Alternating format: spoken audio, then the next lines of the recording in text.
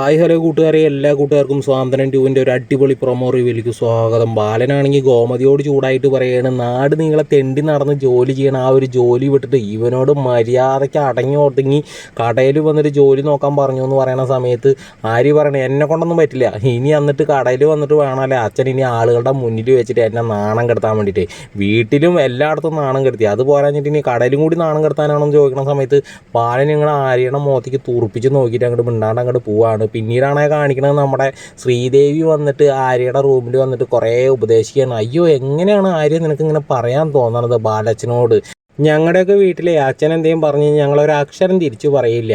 ആര്യ എന്താ ബാലച്ചൻ മാത്രം എന്തെങ്കിലും പറയുമ്പോൾ നല്ല രീതിയിൽ മറുപടി പറയണത്? ഒരു പേടിയും ഇല്ല, ഒരു ബഹുമാനവും ഇല്ല എന്നൊക്കെ പറഞ്ഞിട്ട് ഇങ്ങനെ ആര്യനെ ഇങ്ങനെ കുറ്റപ്പെടുത്തി സംസാരിച്ചുകൊണ്ടേ ഇരിക്കുമ്പോൾ ഗോമതി ഇത് കേൾക്കണം. ഗോമതി ആണെങ്കിൽ വന്നിട്ട് നല്ല ഡോസ് കൊടുക്കാൻ കേട്ടോ.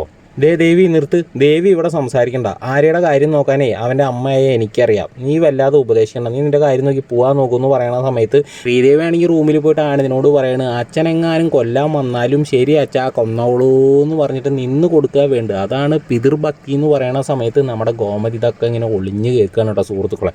ആനന്ദാണെങ്കിൽ ഒന്നും ഉണ്ടാകാതെ നിൽക്കുന്നുണ്ട്. അപ്പോൾ ഈ ഒരു പ്രൊമോ റിവ്യൂ ഇഷ്ടമാണെങ്കിൽ നിങ്ങളുടെ വിലയേറിയ ഒരു ലൈക്ക് അടിച്ചിട്ട് ഒന്ന് സബ്സ്ക്രൈബ് ചെയ്യണേ.